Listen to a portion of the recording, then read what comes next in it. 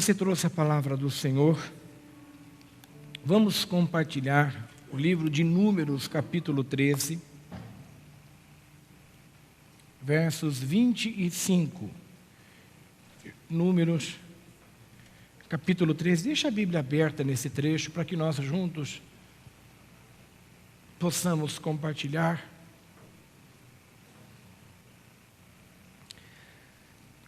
Ao fim de 40 dias, Números capítulo 13, versos 25, bem já no início da Bíblia, tá? Diz assim a palavra do Senhor.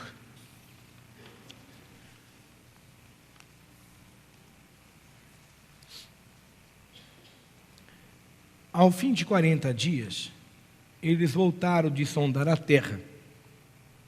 Ao chegarem, apresentaram-se a Moisés e Arão e a toda a comunidade dos israelitas no deserto de Parã, em Cádiz. Então relataram tudo a eles e a toda a comunidade e mostraram-lhes o fruto da terra. E, prestando contas a Moisés, disseram: fomos à terra a qual nos enviastes, ela de fato dá leite e mel, e este é o seu fruto.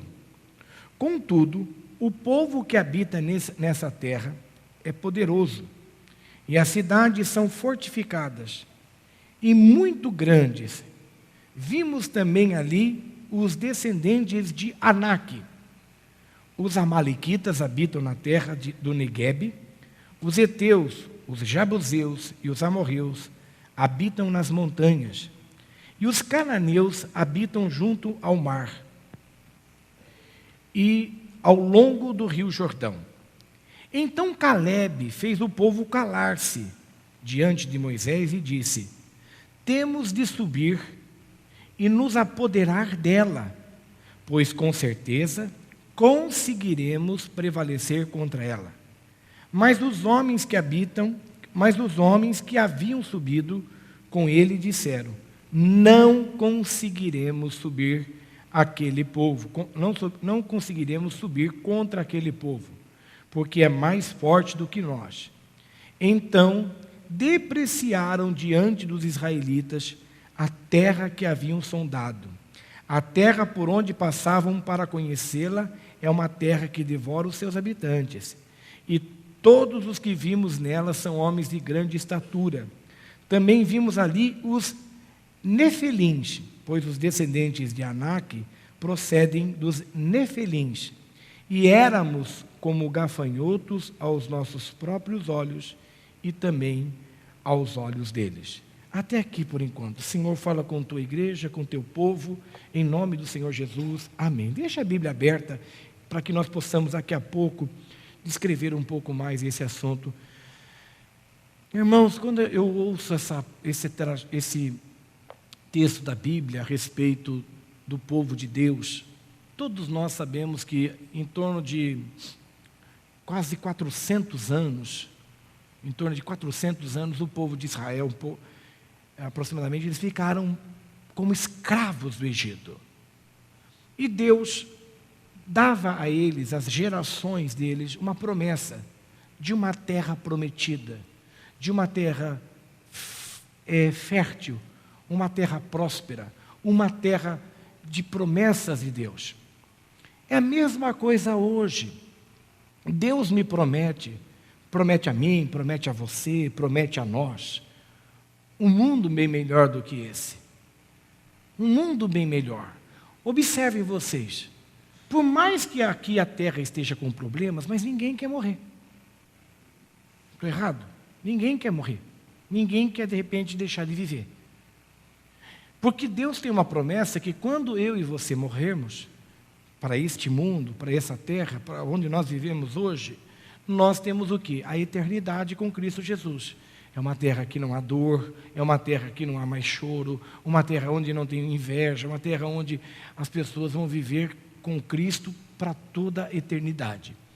Mas por mais que nós entendemos isso e compreendemos isso e desejamos no coração e para a glória com Cristo Jesus, não é ninguém que quer ir já. Por mais que aqui esteja com tantos problemas, com lutas, problemas de governo, problemas sociais, problemas políticos, problemas militares, guerras iminentes, bombas, climas mudando, tudo diferente, alimentação, a família, famílias destruídas, por mais que toda essa guerra nós possamos estar vivendo, a grande maioria de nós gostamos de viver aqui. Nós gostamos da terra. Nós gostamos do que nós... Por mais que todo dia é uma luta, nossa, que perrengue que é doença, enfermidade, tem que ir no médico, problemas de trânsito, problemas sociais, brigas, famílias que desentendem, casamentos destruídos. Mas por mais que tudo isso que a gente passe aqui, é engraçado, no fundo a gente gosta daqui. Foi isso que aconteceu com o povo de Deus. O povo de Deus, Deus tinha uma promessa para eles, para um lugar bem melhor. Um lugar muito melhor do que o qual eles estavam vivendo até então. O grande problema deles é que eles não entendiam essa promessa de Deus. Eu vou dar um exemplo muito curto e bem simples. Eu sou pai. Você tem aqui, tem pessoas que são pais, são mães. Quem aqui que é o melhor para os filhos? Levante as mãos. Que pergunta mais boba, né? E quem aqui orienta os filhos? Faz isso, faz aquilo, tal, porque você quer o melhor, mas ele ou ela não obedece o que você orienta. Não precisa responder agora, porque senão a gente vai complicar a situação. Mas os filhos não obedecem a nossa voz. E a gente fala, faz isso, vai por esse caminho. E tem hora que eles não obedecem. Aí eles fazem o que eles querem. Eles casam com quem eles gostaram, eles namoram quem eles querem namorar, eles trabalham naquilo que eles acham que é melhor, eles vão estudar aquilo que eles acham que o estudo é melhor em tal situação, eles mudam, viajam, compram uma casa, um apartamento, que de repente não era aquilo que você orientou para ele. E o que acontece lá na frente? Ele colhe frutos amargos. Quantos filhos chegam depois para os pais e falam, puxa pai, se eu tivesse escutado o senhor lá atrás, se eu tivesse ouvido a senhora mãe, agora já é tarde, agora eu já casei com ele, tenho 2 filhos com ele, o que eu posso fazer agora? Eu não tenho alternativa. Mas por quê? Porque desobedeceu a ordem, a orientação, o comentário de um pai. É a mesma coisa, Deus. Deus, Ele quer o melhor para mim e para você. Então, Ele está nos instruindo, nos orientando a seguir por um certo caminho. Agora, esse caminho que Deus falou que nós devemos seguir, em nenhum momento da Bíblia Ele fala que o caminho é maravilhoso, o caminho é muito bom, é fácil seguir esse caminho, todo mundo quer estar por ele, é difícil desistir do caminho. Pelo contrário, a Bíblia diz que o caminho dele é um caminho estreito, nem todos seguem eles para chegar numa porta estreita, e nem todos passam por essa porta por ela ser estreita. De fato, irmãos, tudo que nós vivemos hoje balança a nossa fé. Será que eu devo continuar na igreja, em Deus? Parece que as coisas não mudam. E foi o que aconteceu com o povo de Israel. Eles andaram 40 anos no deserto. E todos nós sabemos que, na realidade, se eles tivessem obedecido desde o início, não era para ser 40 anos, era para ser quanto? 40 dias. Vocês sabiam disso? Vocês sabiam que o percurso do Egito até a Terra Prometida, a pé, era para ser em 40 dias? Se transformou em 40 anos. Por que 40 anos? Desobediência. Quantas coisas na minha e na sua vida, a gente muitas vezes demora a vir para nós, devido aos nossos erros, nossa desobediência, nós não aprendermos, nós querer fazer do nosso jeito, da nossa maneira, não ouvir os mais velhos, não ouvir pessoas corretas. Tá bom, chegaram na terra prometida, próxima a ela. A Bíblia fala que Moisés reuniu homens experientes de cada tribo de Israel e mandou os espias irem até a terra prometida para sondar a terra. E eles foram homens experientes, homens matutos, homens maduros, homens de um perfil inabalado. E eles foram. E a Bíblia fala que eles ficaram 40 dias lá. E voltaram. E quando eles voltaram depois de 40 dias, eles voltaram relatando o que eles tinham visto. E aí foi a grande decepção. Porque eles afirmaram, de fato, olha, a terra existe, a terra de fato ela é boa, a terra de fato mana leite e mel, a terra realmente ela é desta maneira, é uma terra boa. Mas, porém, as pessoas que lá habitam são melhores, são maiores, são mais fortes do que nós. E nós vamos ser facilmente destruídos por eles. O que nós vemos aqui? A gente não quer lutar, a gente não quer conquistar, a gente quer as coisas fáceis. E eles relataram para o povo inteiro, quase 1,5 milhão de pessoas aproximadamente ouviram aquele discurso. E o que eles pensaram então? Uma única pessoa falou, não, nós devemos lutar por essa terra. Foi Calebe, diz a palavra de Deus. Diz no versos 30, então Calebe fez o povo calar-se diante de Moisés e disse, temos de subir e nos apoderar dela, pois com certeza conseguiremos prevalecer contra ela. Mas os homens que haviam subido com ele disseram, não conseguiremos.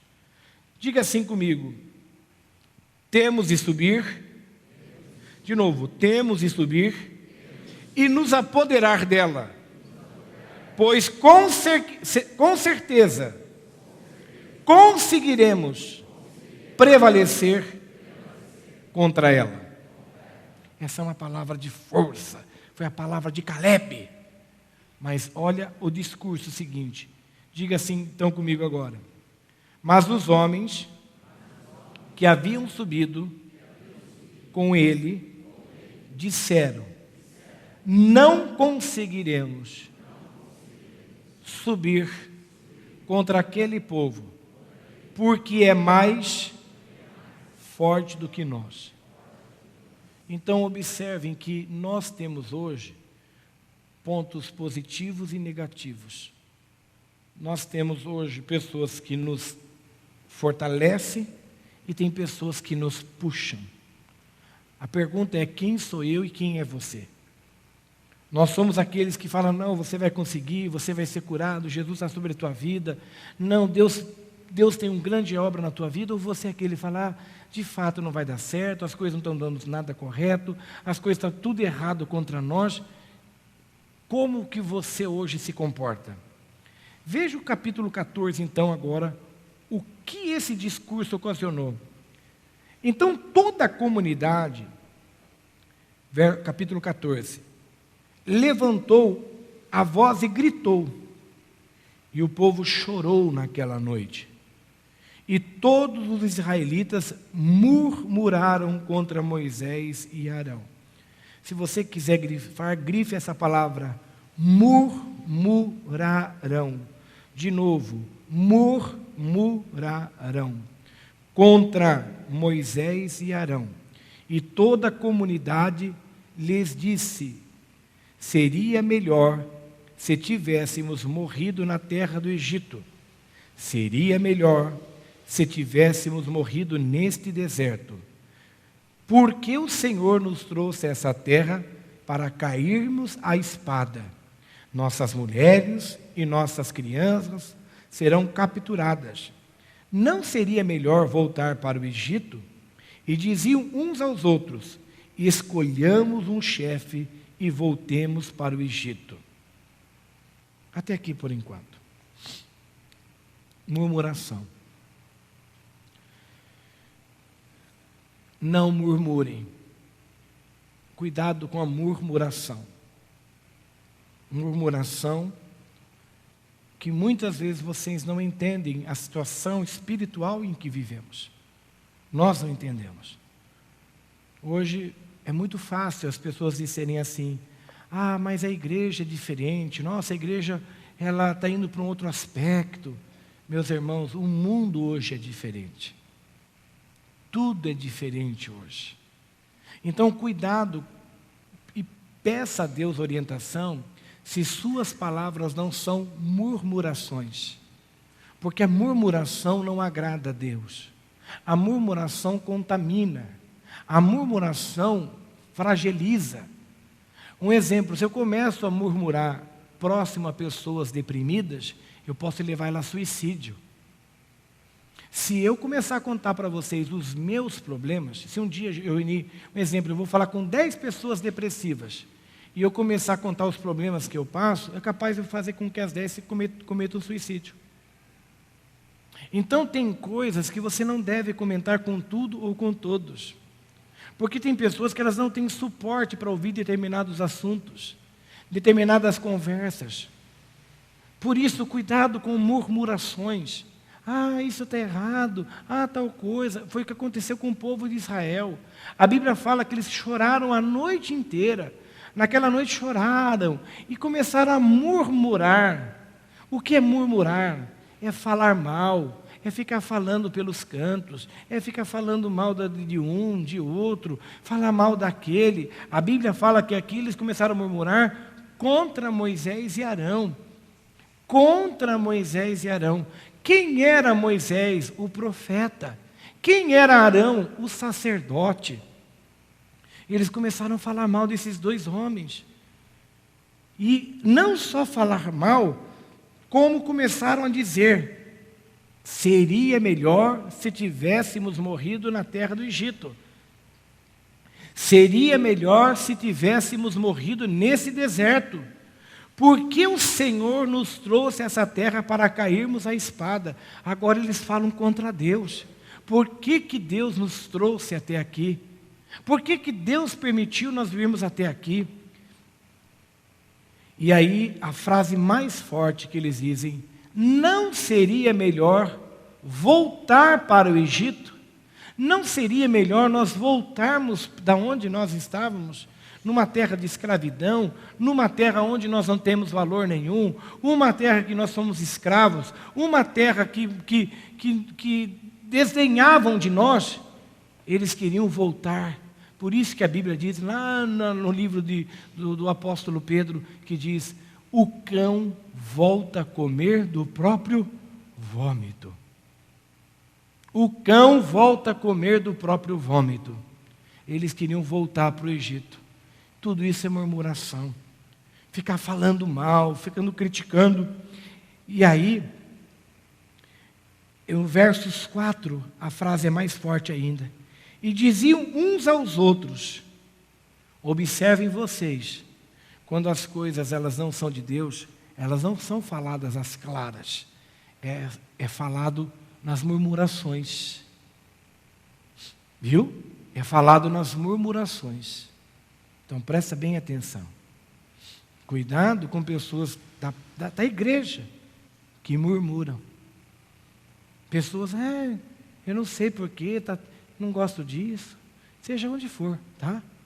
Eu não gosto daquilo, eu não estou mais sentindo a unção, a igreja não tem mais aquele fogo, aquele poder. Me perdoe o teor da palavra, mas é sempre as mesmas conversas, é sempre as mesmas murmurações, sempre os mesmos assuntos. A igreja não é mais a mesma, a igreja está fria, a igreja já não pensa como pensava antes, a igreja não é mais humilde. É isso mesmo, humilde, não é nem humilde, é humilde. A igreja não é mais humilde. A pessoa quer até errar para dizer que ela é tão humilde que ela nem sabe. Humilde. É humilde. Cuidado com esse tipo de murmuração. E observem o que eles dizem aqui. E diziam uns aos outros, não para a liderança, falava entre eles: escolhamos um chefe e voltamos para o Egito. Eles queriam tirar Moisés. Mas quem era Moisés? Moisés foi escolhido por Deus. Moisés foi aquele que disse: quem sou eu? Moisés foi aquele que o Senhor falou com ele. Meu Deus, que esse povo não entende isso? Vamos mudar a nossa liderança. Vamos escolher um novo capitão, lá como diz nessa versão, levantemos um capitão e voltemos ao Egito, volta ao passado. Quantas vezes a gente, É melhor a gente ir naquela igreja, naquele lugar ali. Aquele lá acho que nos entende melhor. Aquela lá, aquela tem palavra para nós. Cuidado, irmãos. Cuidado. Cuidado. Cuidado até com pessoas que dentro... E isso é pior ainda. Você chega para um culto, daqui a pouco a pessoa fala, então, a igreja aqui não está tão legal, né? Por que você acha, gente... Terça-feira tem uma pessoa que prega tão bem em outra igreja. Ai, é uma palavra tão linda. Ai, a igreja era como naquele tempo, bem humilde, bem nova. Cuidado, cuidado, cuidado. E diziam uns aos outros: levantemos um capitão e voltemos ao Egito. Quer dizer, aqui nessa versão minha diz, e diziam uns aos outros: escolhamos um chefe e voltamos para o Egito. Eles já não queriam mais Moisés.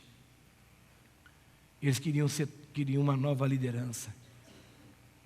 Versos 5 diz, então Moisés e Arão prostraram-se com o rosto em terra diante de toda a assembleia da comunidade dos israelitas.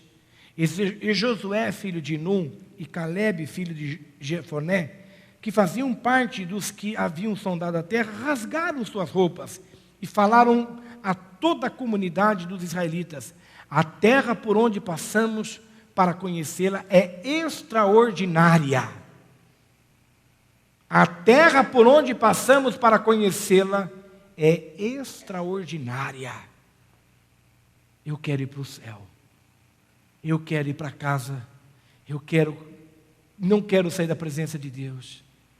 Versos 8 diz, se o Senhor se agradar de nós, então nos estabelecerá nessa terra e dará para nós terra que dá leite e mel. Apenas, versos 9 agora. Apenas não sejais rebeldes contra o Senhor. Cuidado com o princípio da rebeldia. O que é rebeldia? Rebelião. Manifestação. Cuidado com a rebeldia. Tão somente não sejais rebeldes. Observem que a palavra rebelde surge já aqui no Velho Testamento. Já tem no Velho Testamento. A rebeldia. Se rebelar. Eles estavam se rebelando contra Moisés e contra Arão. Eles estavam se rebelando. Eles começaram a murmurar. Eles começaram a ver defeitos. Eles começaram a dizer: por que nós vamos morrer aqui? Eles diziam: por que não morremos no Egito? Por que não morremos no deserto? E eles começaram a se rebelar. Olha para Jesus, queridos. Olha para Jesus, não murmure. Ore pelo país, ore por cada governante, seja de que partido for, Deus abençoe. Mas não deposite a sua esperança, a sua fé no homem. Eu sei que há um novo lugar para mim. Eu sei que há um novo país. Eu sei que está me esperando lá ruas lindas e maravilhosas. Eu sei que lá vai ter paz. Eu sei que lá tem o brilho de Jesus. Eu sei que lá Ele é o sol que brilha constantemente. Eu sei que lá não vou ter mais dor, lá não vai ter exame médico, lá não vai ter que ir mais em hospital, lá não vai ter plano de saúde, lá não vai ter fila do SUS, lá vai ter a glória de Cristo Jesus que resplandece todos os dias. É esta fé que nós temos que ter, que Josué e Calebe tiveram, e disseram: gente, com certeza conseguiremos. Eu lhe pergunto, quem você quer ouvir? Você quer ouvir a voz de Josué e de Calebe, como eles falaram para o povo de Israel? Ou vocês querem ouvir a voz da multidão? Se coloquem em pé, por favor.